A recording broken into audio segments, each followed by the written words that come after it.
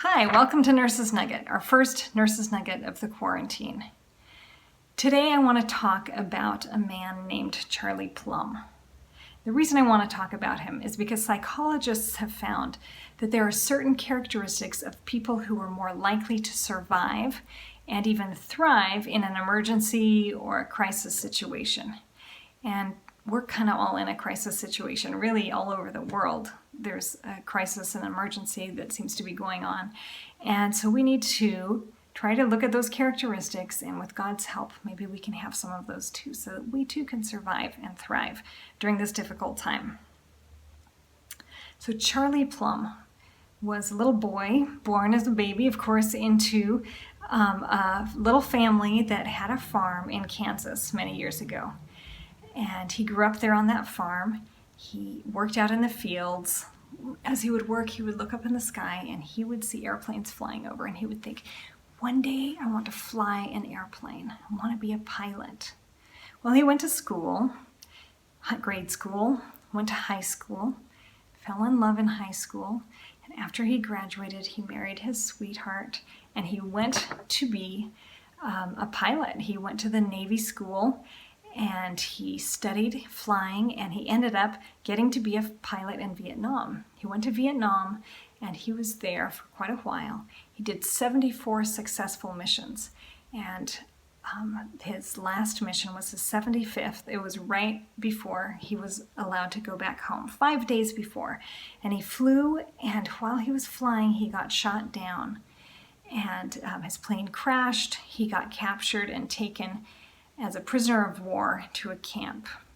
And while he was at that camp, they put him into an 8x8 cell with no windows and no other people in there with him, and there he was stuck. Except when they took him out of the cell, and they would hogtie him and they would beat him, or they would subject him to some very difficult questioning times. So he was having a really, really rough time. This was a really bad quarantine that he was experiencing. And he was discouraged and wasn't sure what to do.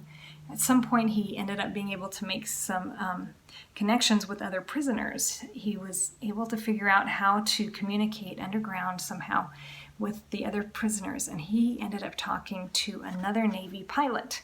And when he was talking to him, this is what he tells about it. He said, I was complaining about the airplane and the president that started this war and the enemy that didn't conform to the Geneva Convention and all this stuff. And the other pilot said, hey, we're not victims here. We're warriors, and we're going to pursue this war to our very dying breath.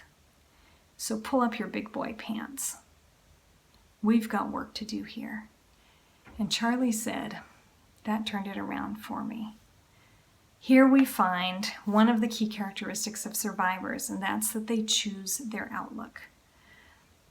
Later he said that those were probably the most valuable 6 years of his life. He said, amazing what a little adversity can teach a person. They could have been the 6 worst years of his life, but he chose his outlook and they became the most valuable. So there he was. He had a new attitude, but he was still stuck in Vietnam indefinitely. He didn't know when he was going to get out, and he didn't know it was going to be 6 whole years ahead of him. What did he do next? Well, here we find another key to surviving, and that is that he found a purpose. He found several purposes, actually. One of those was to go home. He wanted to go back to his wife. He thought about someday how maybe he would have children, and now how they would have a table and they would eat around the table, all the family together, talking and laughing. So he dreamed of being home again. He also became an expert in underground communication, and he used that to be a blessing to the other soldiers around him.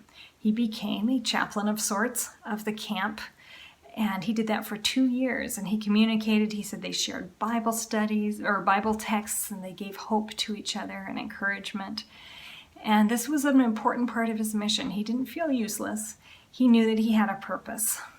And the slogan that they had there among themselves, among the soldiers, was return with honor. And so that was another one of his purposes. He wanted to head back home, but he wanted to do it honorably, and he wanted to leave there saying, I did things right and I did things well. And he did. He arrived back home and was so excited to be there. And when he did, he found out that his wife had filed for divorce 2 months earlier and that she was engaged to somebody else. He was so discouraged, so sad and depressed. Here he had been waiting all those years to come home and to have a family, and his wife had left him. He was very discouraged for quite a while, and one night he was laying in bed just thinking about it and feeling really heartbroken, and he realized, if I made it through 6 years as a prisoner of war in an 8-by-8-foot cell with no windows, occasionally being taken out and beaten and tortured, if I could make it through that, I can make it through this too.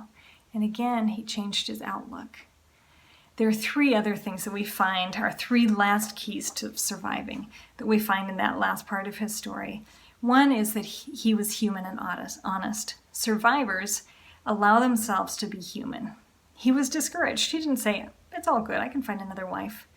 He realized, no, this isn't all good. This is horrible. I've lost the love of my life. And he let himself be sad and he let himself grieve. But he didn't leave himself there.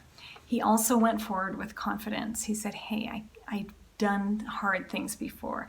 I can do hard things. And he remembered the text, he who began a good work in you will be faithful to complete it. And he was able to go forward with confidence.